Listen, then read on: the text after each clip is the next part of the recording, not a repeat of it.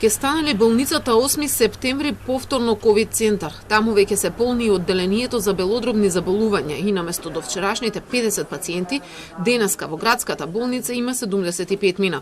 Министерот Венко Филипче вели дека не е исклучена можноста оваа болница повторно да стане ковид центар, како што беше тоа пред неколку месеци. Но сепак ќе се калкулира и со останатите клиники кои се приспособуваат за прием на пациенти. Најголем проблем е што во болницата се извршуваат и редовни прегледи закажани преку мој термин. Од вчерашниот ден се ослободи уште едно одделение, тоа е одделението за белодробни болести и од до вчерашните 50 на пациенти сега има таму 75. Можно е, доколку се наметне потреба, меѓутоа сега го имаме во предвид и го имаме предвид и овој претходно капацитет што го спомнав, да се ослободат дополнителни болнички кревети. За сега не. Исто така за сега не се планира да прекине системот на закажување мој термин. Укажа директорите дека на некој начин има ред во амбулантите, инаку би настанала голема гужва кога тоа би се укинуло. Така да еве тоа е планот кој што го направивме претходно, дел по дел ги практично способуваме сите овие дополнителни капацитети да почнат со работа. Во моментов, според министерот, се пополнуваат последните слободни кревети на инфективна, но оние кои се ослободиле поради испишани и излекувани пациенти.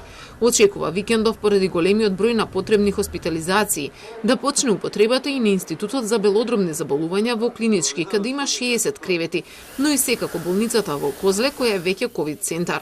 Во меѓувреме и болниците во внатрешноста веќе приспособија дел од останатите одделенија, а кои не се инфективни. Во моментов Велес е со голем пораз на новозаразени, а според градоначалникот Аце Коцевски тоа се должи на ширење на заразата во повеќе индустријски капацитети и предпријатија. Тоа е особено што загрижува, затоа што доколку вирусот влезе на голема врата во големите фирми кои имаат голем број на вработени, посебно во текстилните конфекции и во другите слични фабрики, тоа е огромна опасност затоа што таму има голема концентрација на луѓе на мал простор, сите тие се превезуваат заедно со автобуси, постои голема опасност енормно да се зголеми бројот на инфицирани. Не помалку алармантна е состојбата и во Прилеп, Кавадарци и Струмица, каде исто така деновиве има зголемување на бројот на заразени. Во Битола пак болницата, физикалното одделение веќе го приспособи за лекување на болните од коронавирус, а тамошните епидемиолози велат дека до ваква состојба е дојдено и поради криење на контактите од заразените. Може би и тоа е една од причината што довде ме донесе, значи баш тоа криење на контактите и во меѓувреме се ширеше инфекцијата затоа што не сакаја луѓето да престанат со работа, бизнисите или било што, затоа што се доведовме во оваа ситуација. Сега веќе и контактите не се важни, голем број се на контакти, меѓутоа претежно и преовладуваат семејните кластери. Според последните црни податоци од земјава, еден пациент на 27 годишна возраст од Кумановско денеска ја загубил битката со коронавирусот.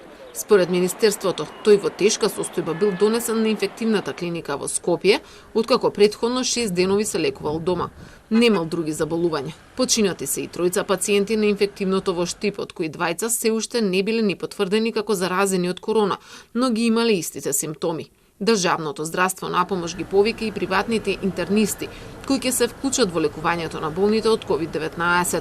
Во меѓувреме лекарите и другиот кадар ротира, за да може да го издржи напливот од пациенти.